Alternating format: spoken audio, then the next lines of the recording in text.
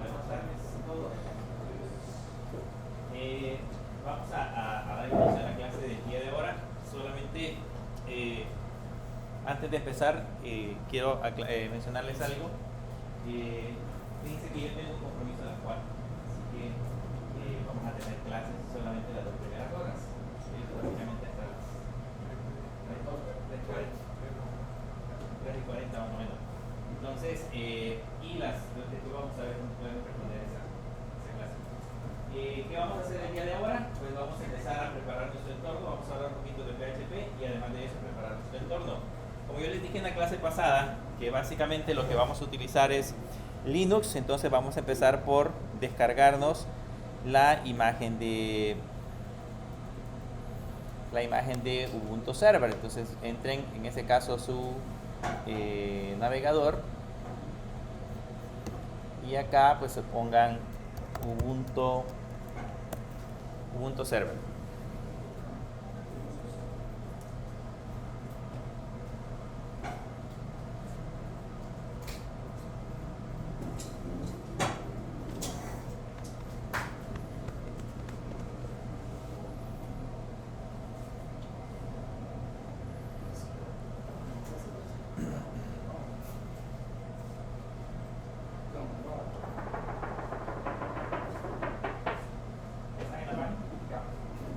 Bien, en la página de Ubuntu Server, ahí, bueno, en el caso del buscador les va a dar la primera página que dice Get Ubuntu Server y en ese caso la versión que corresponde, vamos a descargar la última versión, que es en este caso Ubuntu Server, la versión 24.042. Esa es con la que vamos a empezar a trabajar. Como en el caso de ustedes, su sistema operativo es Windows, no hay ningún problema. Con ese es el que empezamos a hacer el proceso de descarga. Ya si trabajamos con otro tipo de arquitectura, pues tenemos que buscar otra alternativa para poderlo descargar. Aquí dice download, click, No, eso no. Si le dan clic, debería empezar a hacer el proceso de descarga. ¿Sí? 3 gigas, 3 gigas. dice que ya lo tenemos. Si lo descargaron el ciclo pasado, probablemente. Ajá, sí, lo demás que sí lo tenemos. ¿Cuál era otra versión? Eso sí me acuerdo. ¿Era otra versión?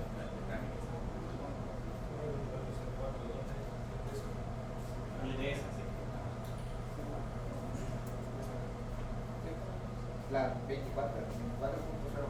Sí, la que está ahí, la primera que aparece ahí, la 24.042. No hay problema si usamos ¿Cómo? Bien, sí. En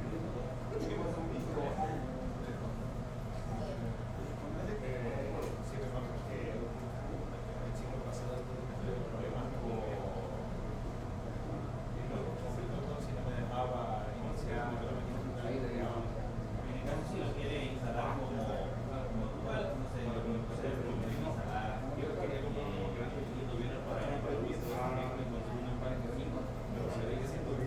No, ese es exclusivamente para sí, porque si no le va a dar, cuando lo cargue, lo que le va a dar es el entorno en modo escritorio, en modo consola, sí, y tendría que instalar un escritorio para que lo vean. Mientras que el otro ya no.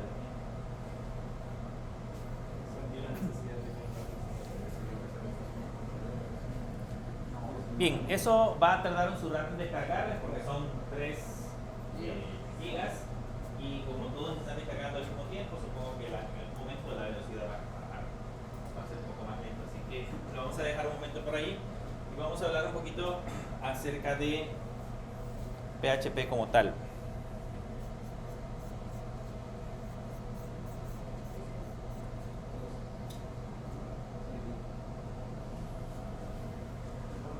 Vamos a hacer una introducción a lo que es el lenguaje de PHP. Vean, el lenguaje este es uno de los lenguajes de programación quizás más populares, principalmente para el diseño de las aplicaciones web.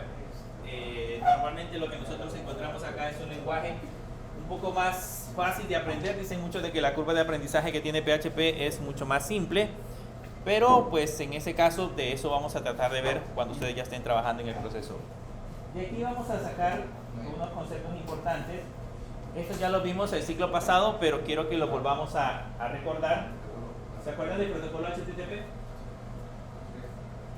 Cuando nosotros estamos trabajando con páginas web, normalmente que hacemos transferencias de un servidor hacia nuestro navegador, el protocolo que normalmente utilizamos es el protocolo HTTP, y lo que nosotros hacemos desde un navegador básicamente es una petición de tipo HTTP.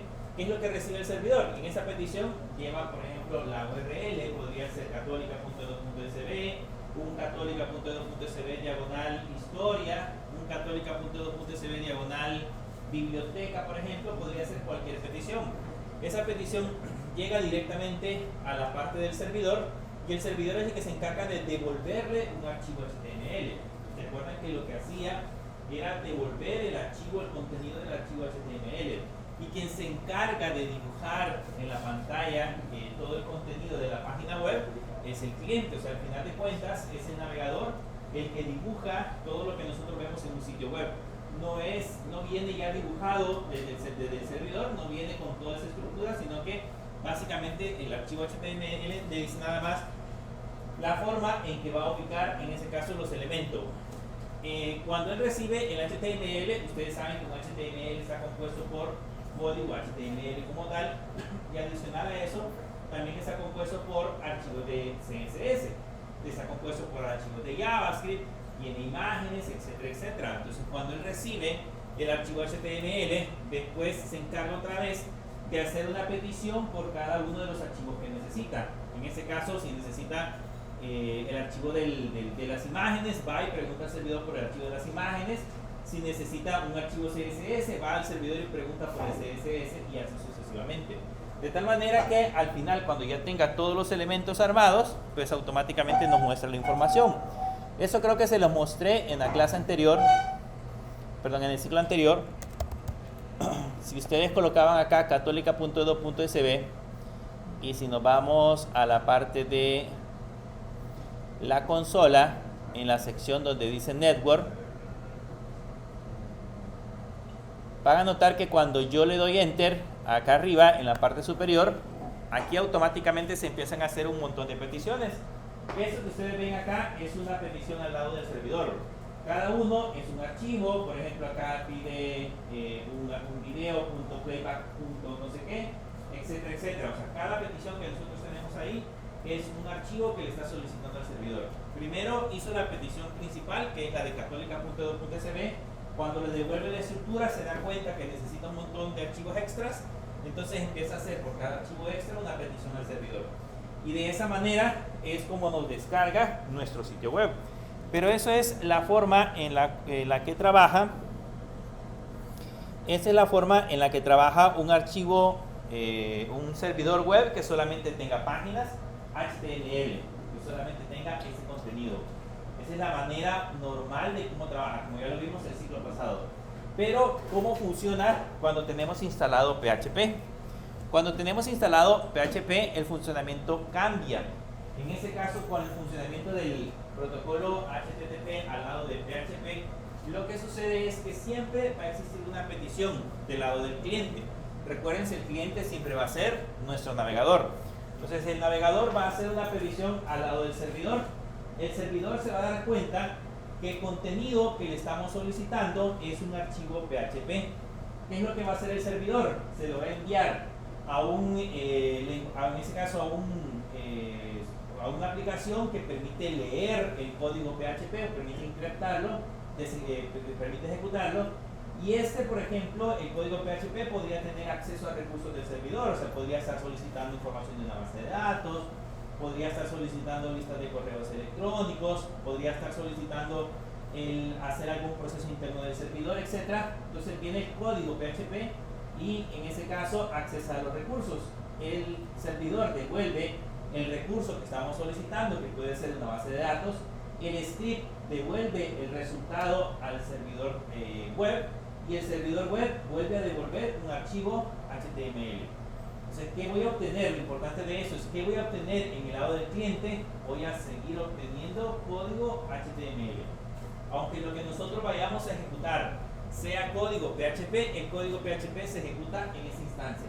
Aquí se corre el código PHP, el que tiene acceso a todo lo que necesitamos del servidor, y el servidor lo que hace es devolver siempre código HTML. Esa es la parte esencial del funcionamiento de PHP. Lo que nosotros hacemos es básicamente devolver ese tipo de información.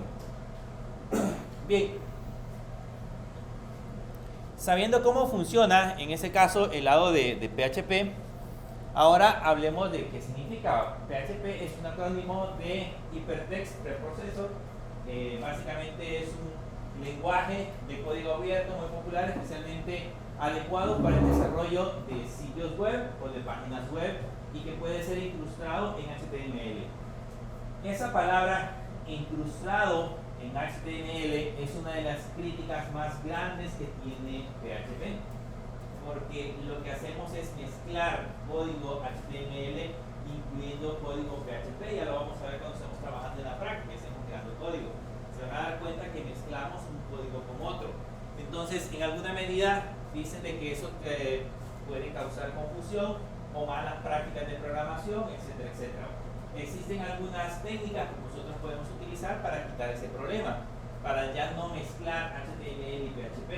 Vamos a verlo más adelante, algunas prácticas de programación que permiten evitar ese proceso.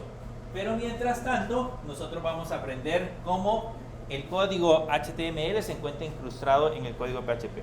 Eso significa que en este diagrama, cuando el servidor recibe una petición PHP, aquí en el código PHP puede traer HTML y puede traer código PHP.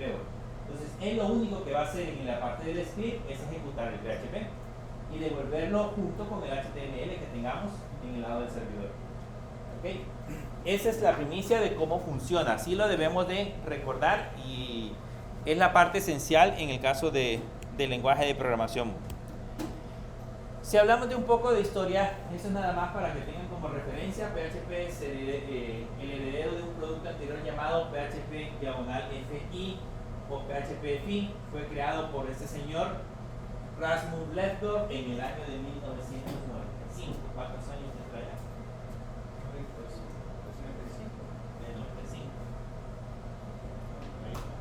30 años. Ya tiene 30 años. Al igual que Java, pues ya son lenguajes de programación, digamos que no viejos, sino que ya maduros. O sea, ya tienen su edad. Pero aún así siguen funcionando en el mercado, seguimos utilizándolo. PHP 3.0 fue la primera versión que se pareció finalmente al PHP tal como lo conocemos hoy en día y se liberó en junio de 1998. Digamos que oficialmente empezó a trabajar desde el año de 1998. Es cuando empezó a surgir el código PHP y empezaron a crearse sitios web a través de ese lenguaje de programación. La versión 4.0 fue lanzada en el invierno de 1998, poco después del lanzamiento oficial de PHP 3.0, con estos señores que se llaman Andy Goodman y Seth Sudafsky. Comenzaron a trabajar en una reescritura del núcleo de PHP. Al principio, cuando fue creado y lanzado, era todo un boom, porque pues decía uno, ¿cómo puedo tener acceso a recursos del lado del servidor de manera más fácil? Y esa es una de las características de por qué surgió PHP. Entonces, como era fácil tener acceso a esos recursos en el lado de PHP, en el lado del servidor, empezó a tener mucha popularidad. Pero esa popularidad que tuvo también hizo en alguna medida que fuese uno de los lenguajes algunas veces más odiados por algunos programadores. Principalmente los que adoraban trabajar en Java, pues odiaban un poco el lado de PHP porque era más fácil que Java. PHP 5, que fue una de las versiones más populares, la que dominó bastante el mercado por muchos años, fue lanzada en julio de 2004 y utilizada por un motor Zen Engine 2, que en ese caso ese motor Zen es el que se encarga de compilar, es el compilador interno, es el código que reconoce todo lo que nosotros digitamos en PHP, lo traduce y lo ejecuta. Ese es el motor interno. La velocidad con la que pueda procesar, en ese caso el motor, depende mucho del código que tenga almacenado. En este caso el motor Zen 2, el Zen Engine 2 era un poco más potente que los anteriores. Durante muchos años PHP 5 dominó, porque nosotros pues en la empresa empezamos a crear, para que tengan una idea, una de las aplicaciones que tenemos la empezamos a crear en el año del 2002 y en el año 2012 la versión que teníamos era PHP 5.6. ¿Okay? Y todavía, bueno, esa versión es una versión de, nosotros llamamos una versión vieja de nuestra plataforma, todavía funciona en PHP 5.6. Pero para que tengan una idea de lo que generó, desde el 2004 para el 2012 más o menos, donde todavía estaba disponible, son muchísimos años en los que duró esa nueva versión. Y eso era una de las razones por la que en esos años más o menos empezaron a salir rumores de que PHP iba a desaparecer, que PHP ya era muy viejo, que PHP ya no servía como lenguaje de programación, y surgió la idea de crear PHP 6, solo que PHP 6 nunca fue lanzado al mercado, jamás apareció, solamente fue, digamos, un rumor que se había trabajado en una nueva versión, nuevas adaptaciones al lenguaje de programación, y ahí es donde surgió ese rumor de que se iba a lanzar PHP 6, pero nunca surgió, nunca apareció. ¿Qué es lo que apareció? Apareció PHP 7, que este era hasta 2 veces más rápido, que esa era una de las críticas de PHP, que era muy lento. Entonces esta versión vino a mejorar esa parte del motor y eso le dio un gran impulso, de tal manera que a partir de esta versión PHP volvió a ser de nuevo uno de los lenguajes más populares para el diseño de aplicaciones web. Gracias al proyecto PHP-NG, que es PHP Next Generation, Design fue declarado open source e incorporado en el motor de PHP 7. Y el rendimiento de las aplicaciones que sean compatibles con esta nueva versión tendrán una ganancia de rendimiento entre el 25 y el 70%. Esa era la ventaja en aquel entonces. La ventaja era que el motor era muchísimo más rápido que la versión anterior. Y la que ahora manejamos, que es la versión PHP 8, es una actualización importante del lenguaje de PHP.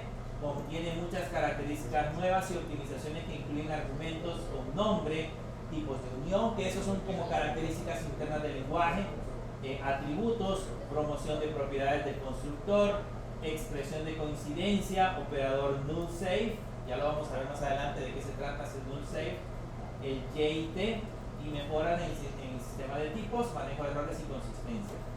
Fíjense que si yo tengo una aplicación PHP 5 funcionando y quiero migrarla a PHP 8, tengo que hacer muchas adaptaciones. Por eso es importante, si yo tengo una versión vieja, migrarlo, pues probablemente tengo que pensar mejor en rehacer la aplicación, porque muchas de las cosas que funcionan en PHP 5 ya no funcionan en PHP 8. Desaparecieron. Diferencias entre PHP 7 y las versiones anteriores, que era la versión 5.0.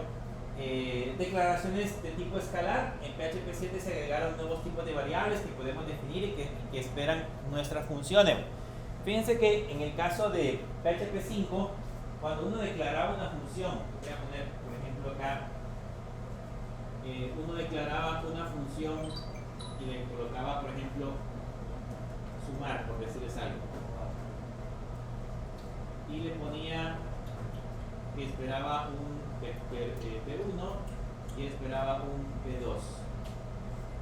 Esta era una función y uno podía asumir que estos valores que tenían acá tenían que ser números, ¿okay? Pero en PHP, la versión 5, esos podrían ser textos. Yo podría haber mandado textos sin ningún problema. Entonces en PHP 5 yo podía hacer que esas variables incluso fueran vectores, no necesariamente fueran variables como tal.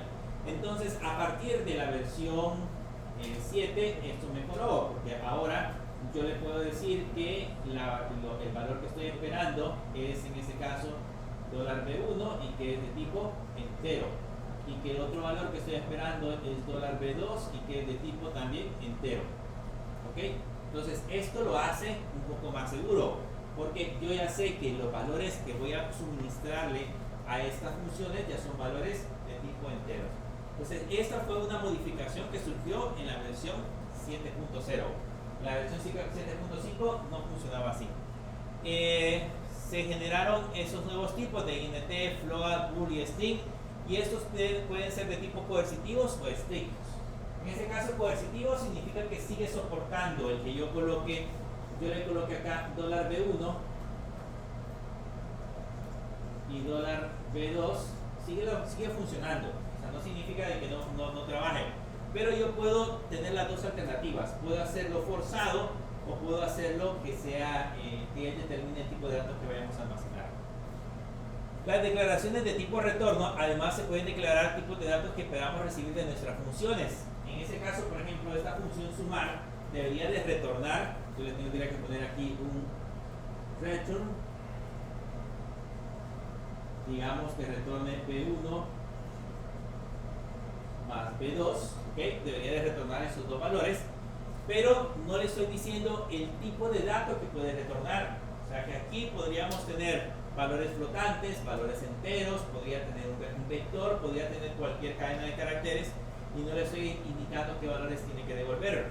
Sin embargo, en PHP 7 yo le puedo decir a la función, colocándole 2 puntos, que lo que quiero es que esta función devuelva un valor de tipo entero. Entonces ya estoy obligando que cuando utilice la función sumar, yo sé que lo que me va a devolver obligatoriamente es un entero. Si no lo devuelve, me va a causar un error. Bien. Eso ya está incluido dentro de las funciones de PHP 7. Además de eso, se ha agregado el operador de nave espacial. Si notan esto, le dice nave espacial porque tiene el signo de menor, igual y mayor que.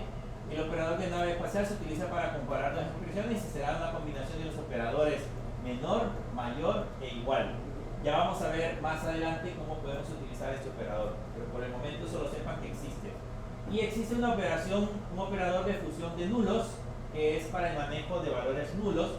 Hay un operador de fusión null que ha sido añadido como una ayuda para cuando hemos necesitado verificar si el contenido de una variable existe antes de utilizarlo.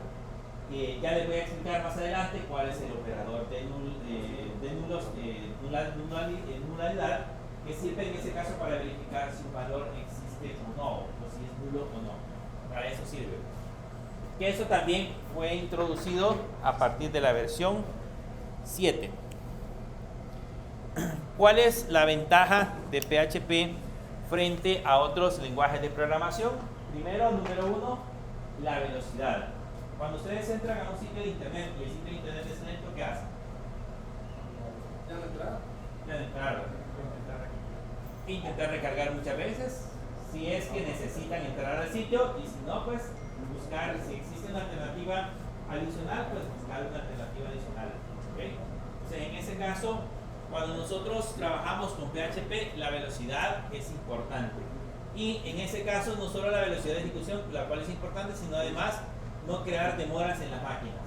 PHP de manera predeterminada soporta hasta 300 conexiones simultáneas. ¿Okay? 300 usuarios simultáneos pueden estar consultando PHP, pero esos parámetros se pueden cambiar y hacer que PHP pueda soportar más conexiones simultáneas.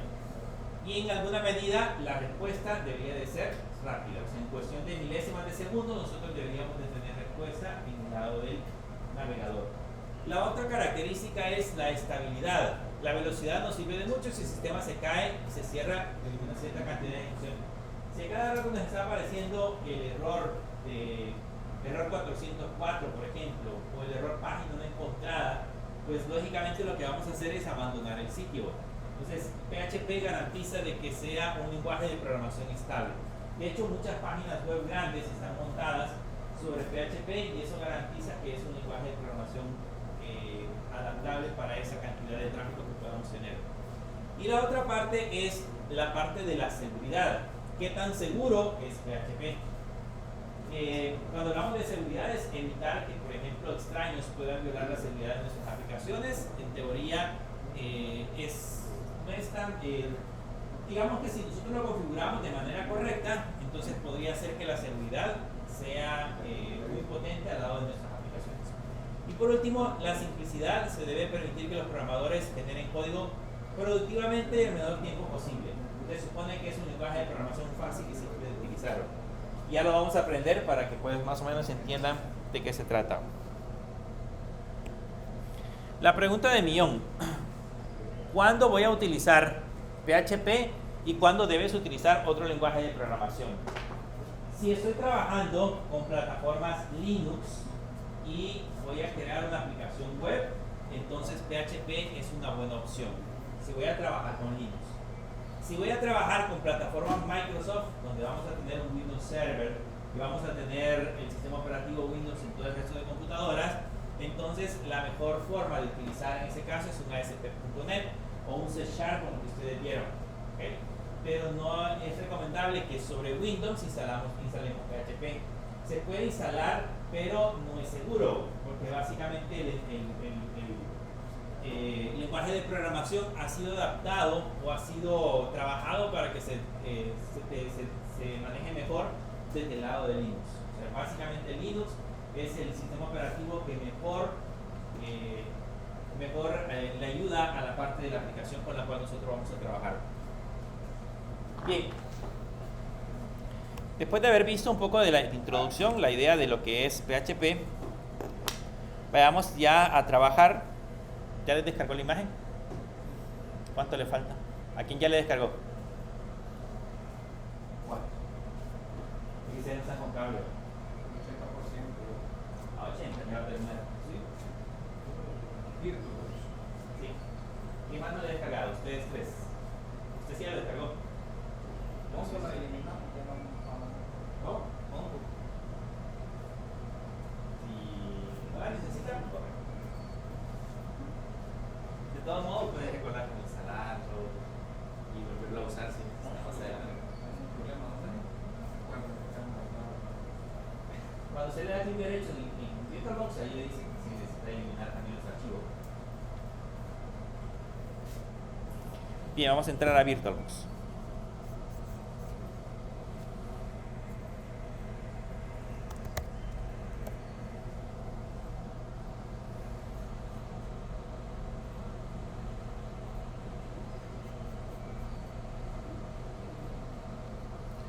Estando acá, pues le vamos a dar, nos cree una nueva imagen. Mientras se descarga podemos configurar el entorno y ya después cuando se termine pues, no hay proceso de configuración. Pero para mientras le vamos a dar las partes básicas. ¿Cuánto llevan ustedes? No. 87. Sí.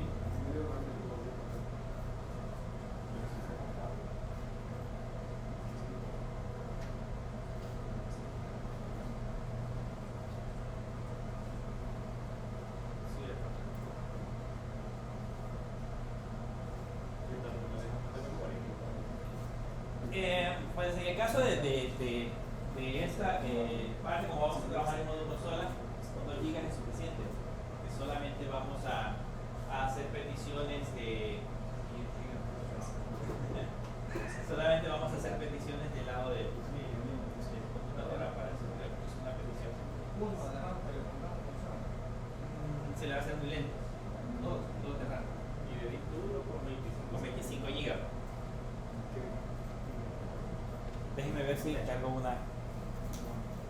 ¿Qué quieren? No, USB. ¿Cómo? USB. USB.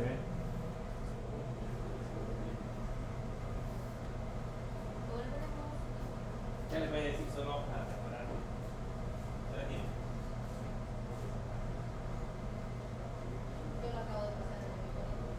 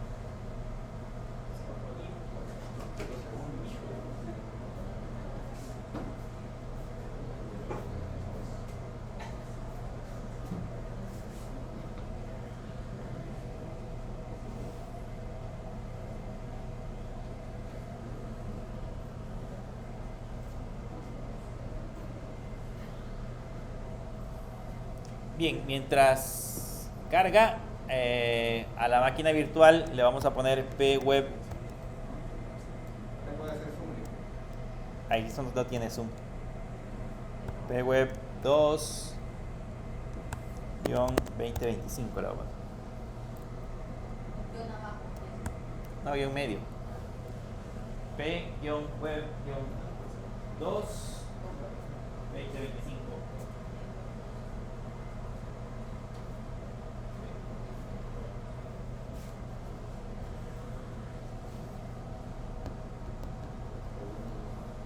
En la parte de abajo, donde dice sistema operativo, le ponen Linux.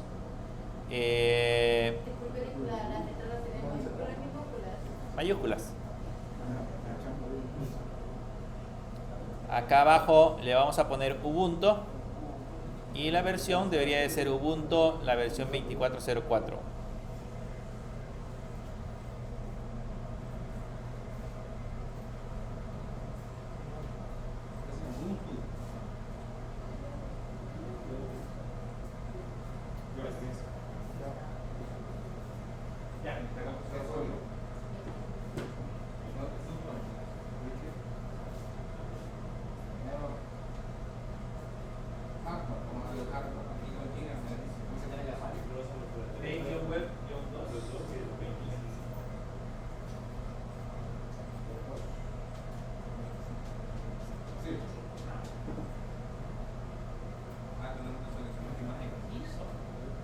De ahí seleccionan la imagen ISO. Hay que irla a buscar.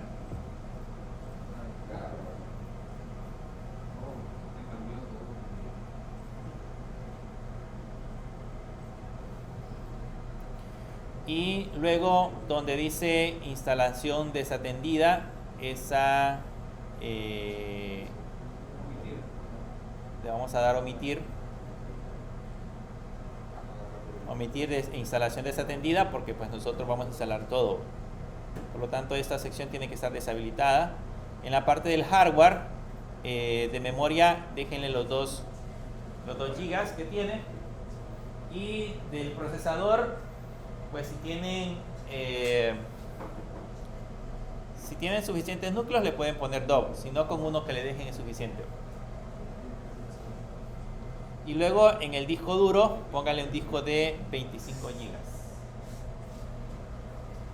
Son 24 y se desactiva la instalación de San Pedro. Disculpe, una pregunta. Para en la parte que dice habilitar EPI, eso se lo dejamos sin. 24 de RAM tiene que ser algo.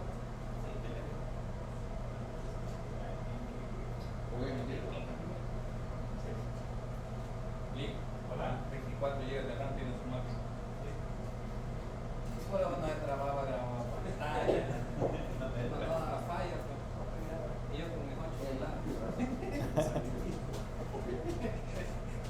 ¿Qué me dijo? En la parte que estamos de selección de disco, aparece la opción de habilitar EPI. Ah, no. Lo dejo así. Lo dejen normal. Bien, luego en la parte de abajo, el tipo de disco debe de ser un VDI, porque en ese caso vamos a utilizar un VirtualBox Disk Image.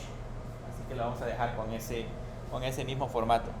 Y ahí solo le dan terminar. Ya tenemos creada nuestra máquina virtual. Disculpe, que a mí no me parece igual a Bueno.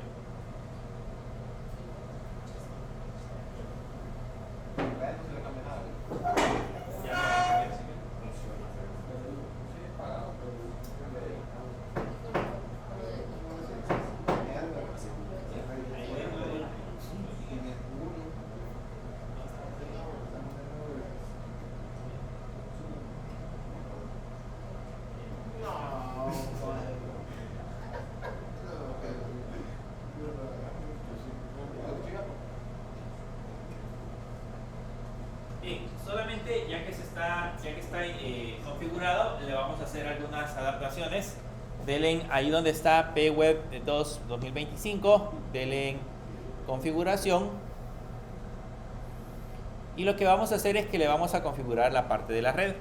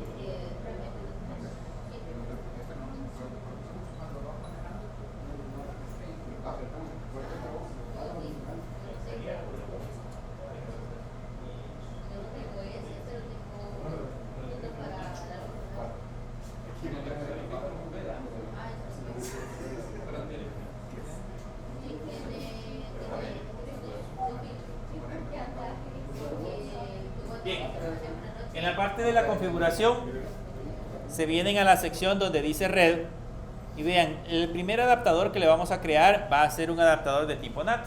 ¿Okay? El adaptador 1 va a ser un adaptador de tipo NAT. Ese adaptador de tipo NAT lo que nos va a permitir es nada más tener acceso a internet. O sea, es una salida, internamente es una configuración de red que nos permite generar una salida a internet, pero la máquina como tal no es pública, o sea, en este caso no tenemos acceso a ella desde la máquina anfitrión. Nos vamos al adaptador 2 y en el adaptador 2 vamos a seleccionar, lo habilitamos y vamos a seleccionar la opción que dice red solo anfitrión. Adaptador solo anfitrión, sale acá. Qué raro. O adaptador solo anfitrión, cualquiera de los dos.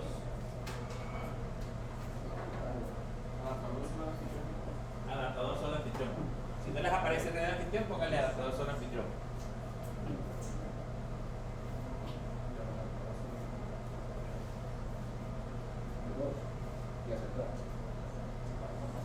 Les tiene que aparecer en la parte de abajo, automáticamente les rellena esa información. Esos datos que aparecen acá, que es en ese caso el host network, el adaptador que está utilizando como host, se lo dejan tal cual está y le dan aceptar.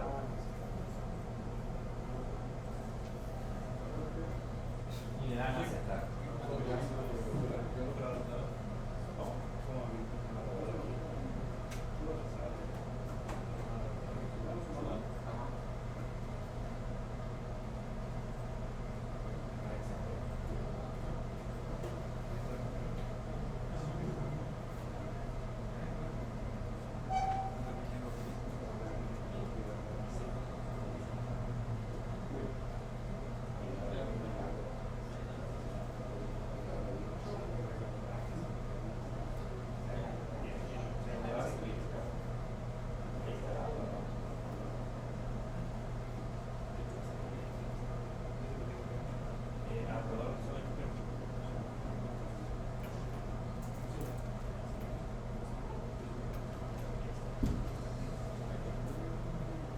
Bien, ahora que ya lo tienen listo, denle en Start o denle en Iniciar.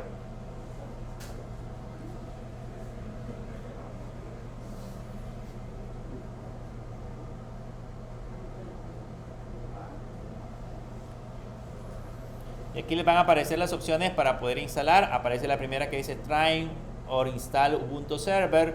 Ubuntu Server with the HWE kernel, boot next volumen, UEFI firmware settings. Vamos a usar el primero, que sería el Try or Install Ubuntu Server.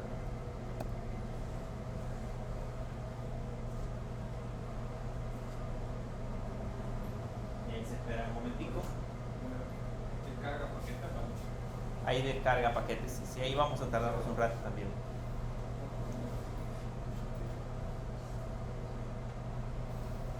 y vamos a llegar a esta pantalla.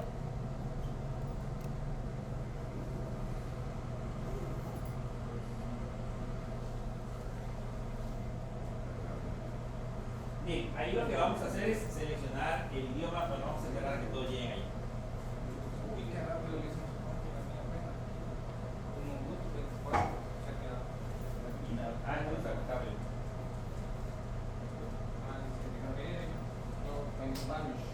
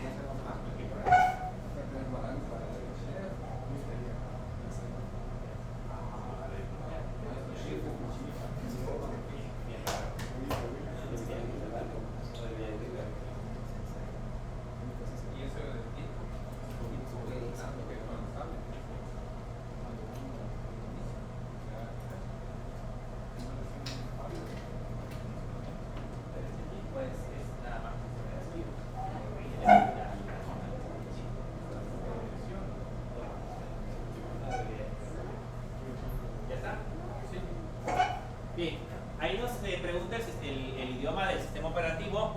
Si lo colocan en español, pues les va a aparecer todas las opciones en español, pero muchos de los manuales que vamos a encontrar en internet, o muchas de la documentación es en inglés. Así que para qué vamos a ponernos a cambiar el idioma, si lo más fácil es trabajarlo directamente en inglés, así que le vamos a poner acá inglés. Les va a detectar también la parte del teclado. El teclado originalmente se lo detecta dependiendo de que tengan instalado en su computadora. Si les aparece inglés use, es porque su teclado no tiene la ñ. ¿Okay? En el primero de Inglés. Déjenlo con el teclado que les haya detectado. De todos modos, al final de cuentas, el servidor internamente lo vamos a utilizar solo para poder inicializarlo, pero la mayoría de cosas la vamos a hacer desde una condición de SSH. ¿Okay? Así que déjenlo así como está y le dan DOM.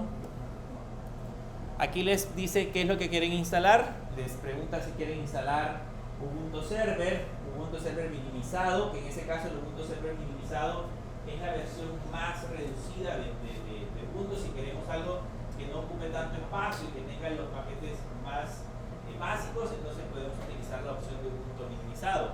Pero en el caso de nosotros, pues necesitamos tener Ubuntu con todas sus características para que podamos instalar todo lo que necesitamos. Así que lo vamos a dejar con el primero. E incluso le da una opción para buscar drivers de terceros si necesitan. Le damos DOM. Aquí nos configura los adaptadores de red. Vean que les aparezcan configurados los dos adaptadores de red. ¿Sí? Y después de eso le dan de nuevo a la opción DOM. Ahí les pregunta si tienen configurado un proxy. Eso es en el caso que nosotros aquí saliéramos a internet a través de un proxy, pero pues aquí es salida directa, así que no es necesario configurarlo. Le damos DOM y ahí se va a encargar de ir a hacer una serie de búsquedas de información, así que va a ir a buscar o a tratar de encontrar algunos paquetes en internet, trate de hacer algunas actualizaciones en los repositorios y leer la lista de paquetes que tenga disponible. Sin embargo, en la parte inferior ya les aparece la opción DOM disponible. Si se dan cuenta, ya aparece DOM disponible. Entonces denle en Enter y que se quede leyendo los paquetes. Vamos a llegar a esa parte. ¿Cómo se? Denle en DOM. No importa que esté aquí. No importa que esté leyendo.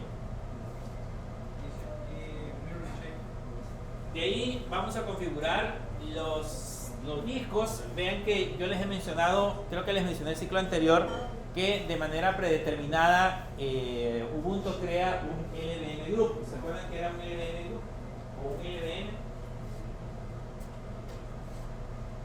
¿Se acuerdan que era un LVM? Viene eso de Logical Volume Manager, que es un manejador de discos lógicos. Eso es lo que hace de que, por ejemplo, ahorita nosotros le hemos agregado un disco de 25 GB. ¿Qué pasa si nos acabamos los 25 GB? y decimos necesito agregar más espacio.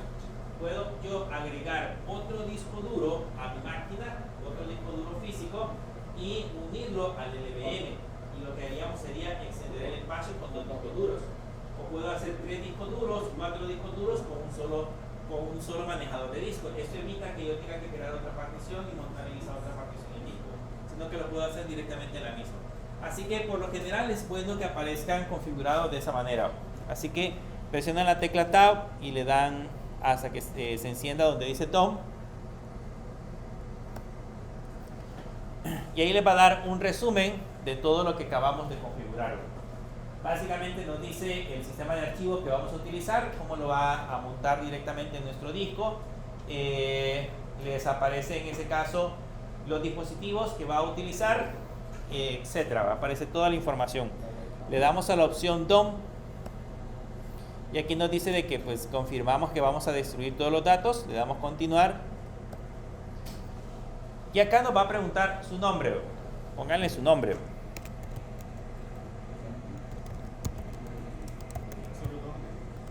Nombre y apellido.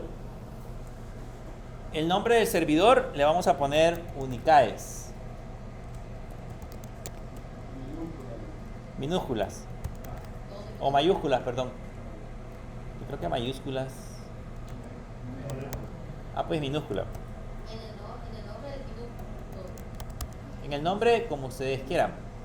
En el nombre del servidor le van a poner Unicaes. El usuario le vamos a poner nuestro usuario confiable, que es Católica, para que no se nos olvide. En minúscula también. Y la contraseña Católica.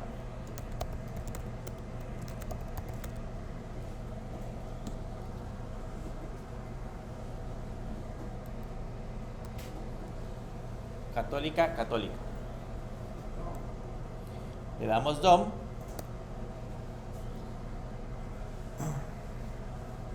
Ahí nos pregunta si queremos habilitar Ubuntu Pro, que es la versión pagada.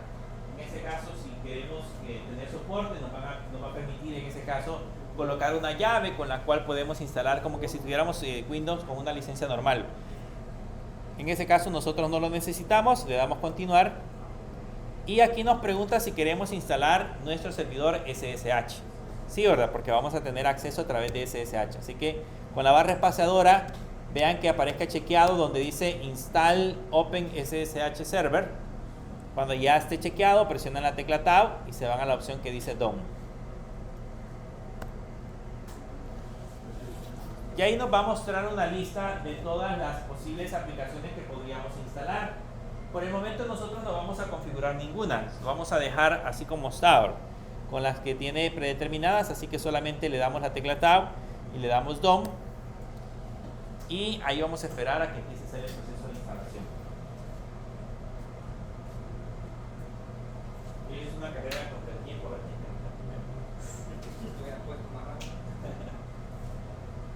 Ahí depende de la velocidad de internet, es decir, de la velocidad de internet.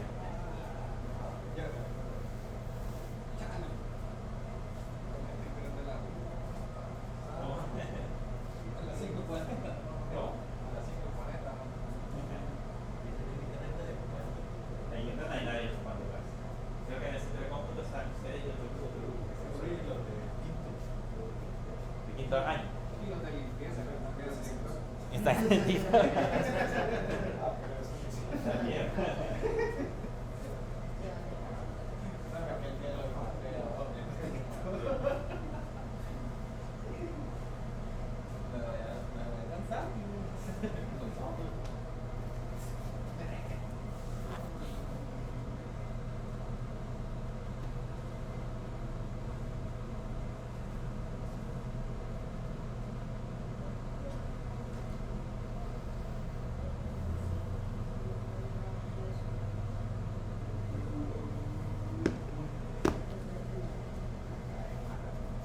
Bueno, ya terminó. Cuando ya aparezca donde dice Reboot Now, es porque ya terminó, le dan Enter. Y ahí se esperan a que lo vuelva a iniciar. Si les aparece ese mensaje, como se muestra ahí, es porque está detectando el CD-ROM. Entonces le dan Enter y eso va a hacer que vuelva a cargar. Me avisan quién es el primero que tengo preguntado.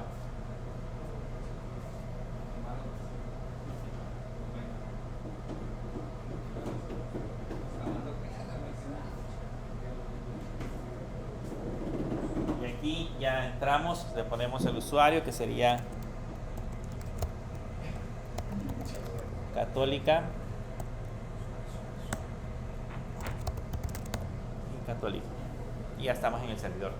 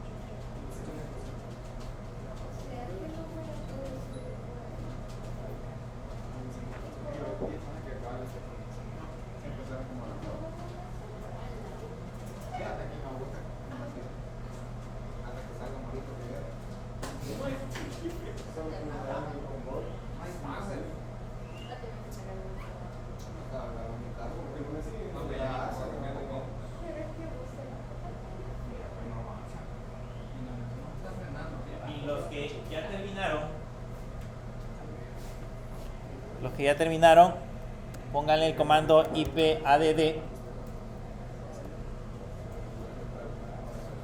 Solo el comando que dice ipadd. Él va a dar las dos IP que tienen asignadas. La que vamos a utilizar es la del adaptador, al segundo adaptador, el tercer adaptador que tenemos acá, el número 3, que dice 192, 168, 56 y algo. Ese es el que vamos a utilizar porque el primero tiene que decir 10.0.2.15, ¿cierto? Sí. Entonces ese déjenlo porque ese es el que sirve para la salida de internet, y el que vamos a utilizar es el 192, 168, 56, 8. Entonces con esa IP abren PowerShell.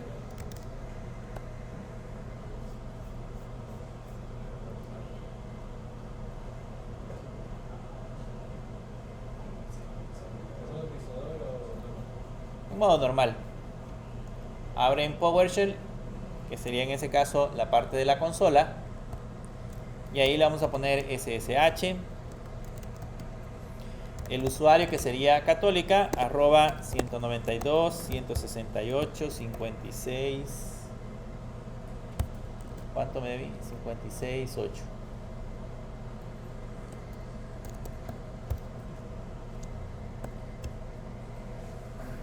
Si les aparece ese mensaje que dice que quieren, que si están seguros de agregarle, en ese caso, esa es una firma, le colocan yes y la contraseña.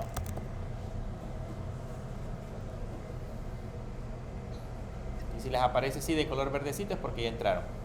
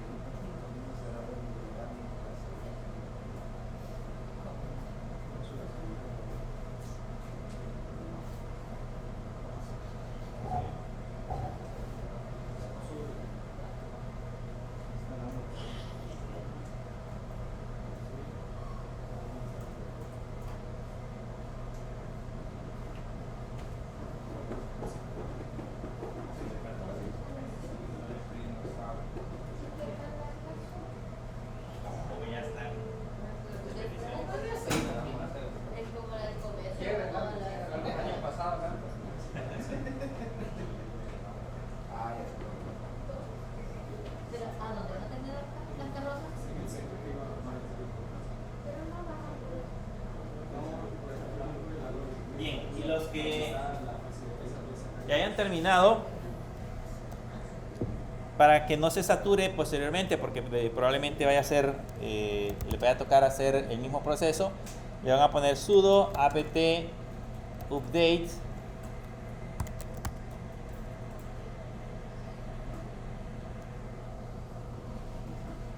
ahí le dan enter.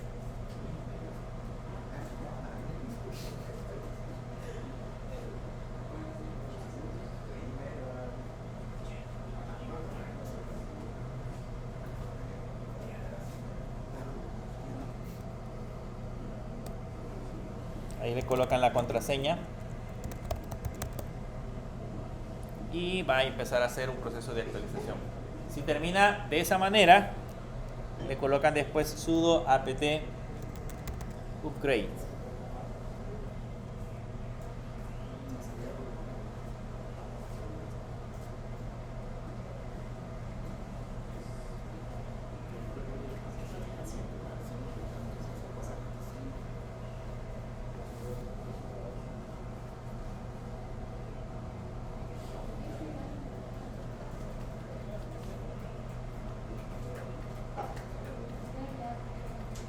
Y ahí se va a actualizar, así que eso también se va a tardar en su rato.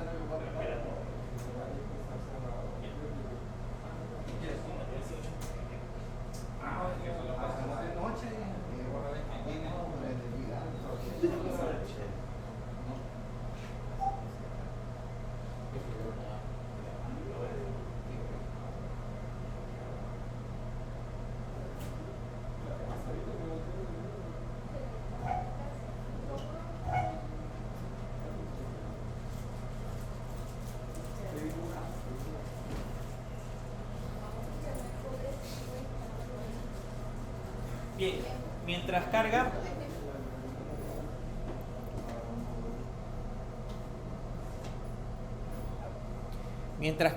les voy a explicar algunas cosas que tienen que ver con lo que vamos a instalar. Vean, lo que vamos a instalar en la computadora va a ser, ya tenemos Linux, vamos a instalar Apache, vamos a instalar MySQL y vamos a instalar PHP. Entonces, esas combinaciones de Linux, Apache, MySQL y PHP normalmente se abrevian como LAM. Entonces, ustedes le pueden colocar en Google, le pueden colocar install LAM, que sería así, Ubuntu.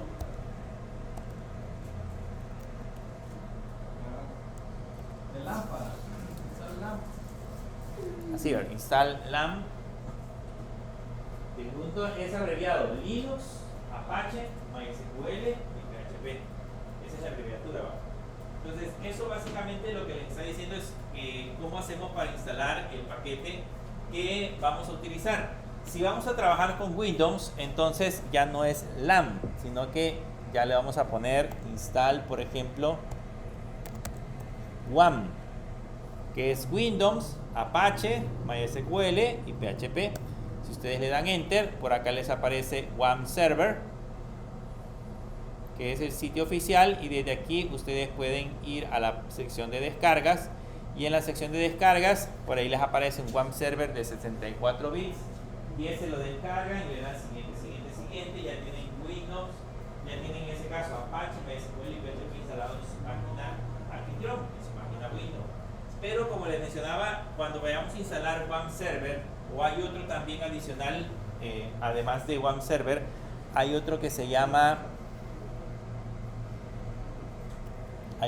así, que es bastante popular, se llama SAM. Cuando ustedes instalen WAM o instalen SAM, esos son exclusivamente para procesos de desarrollo, para que ustedes puedan desarrollar las aplicaciones. SAM. Sí, que lo ocupamos para una actividad. No, que en base de datos lo ocupamos como en este ambiente. Lo ocupamos una vez para cuando estamos en los estudios, ¿no? Lo ocupamos para programación orientada a objetos únicos. Y para base de datos. No, eso no. Y nosotros le pedimos ayuda al licenciado Kevin en la Universidad de Asunción y programación orientada a objetos únicos, porque los estudios salen con la base de datos, entonces él usa un video SAP para hacerlo de manera digital y al final en programación Para hacer la conexión a MySQL, ¿no? y con Apache. Bien, bueno, entonces si ya lo tienen instalado, pues desde ahí podrían programar en PHP o si quisieran. Pero en este caso nosotros vamos a trabajar con Linux, así que el que vamos a instalar es LAM, que es este de acá. Y la primera opción que aparece ahí, la de Digital Options, es la con la que podríamos empezar a trabajar. ¿Ok? ¿Ya terminó?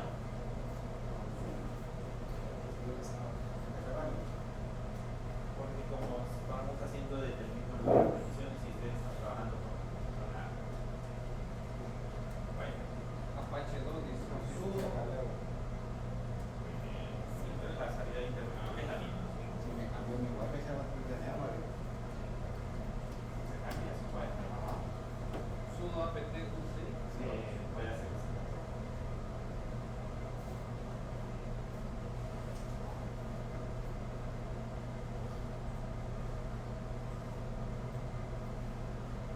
Instalamos un server.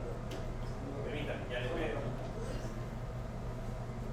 Bueno, vamos a hacerlo ustedes necesitan. Bien, ¿qué vamos a hacer ahora?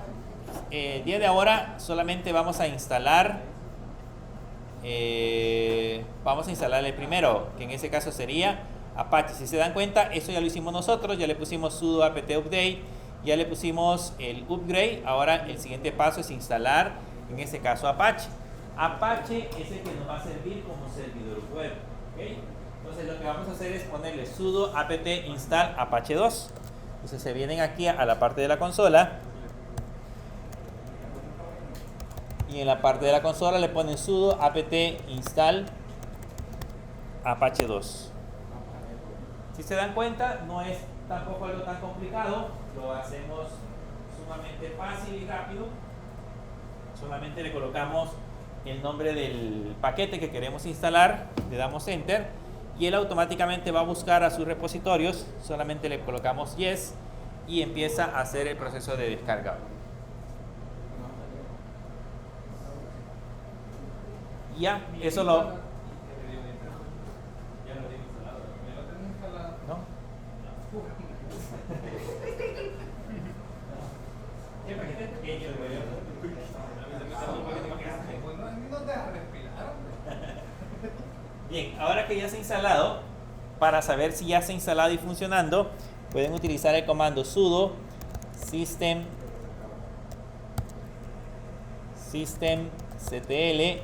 status apache 2. Systemctl status apache 2.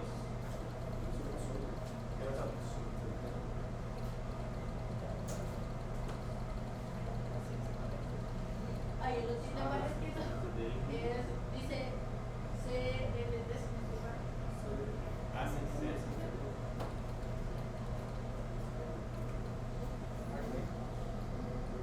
Es systemctl status apache 2.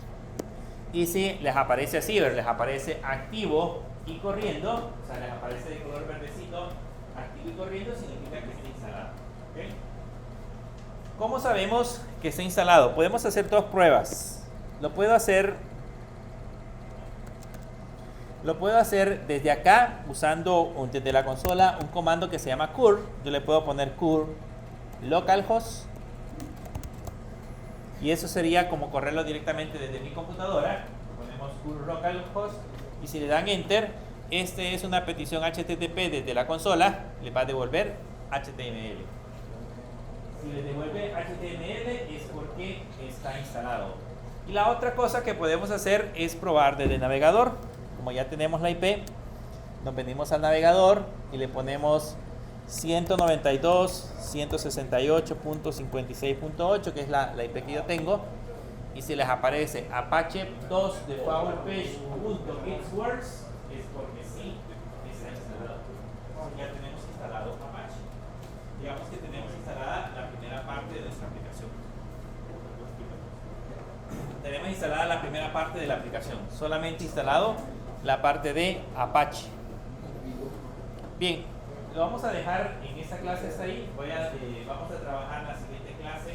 Vamos a seguir trabajando con el resto de configuraciones. Yo les voy a enseñar algunas cosas adicionales que tenemos que aprender, pero por el momento lo vamos a dejar hasta ahí. Apaguen su máquina virtual y nos veremos.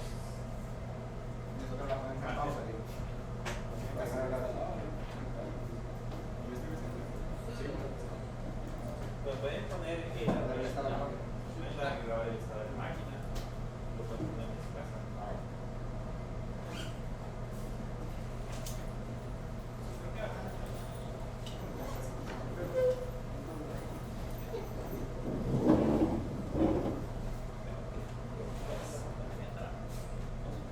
Si no, puede ponerlo en pausa.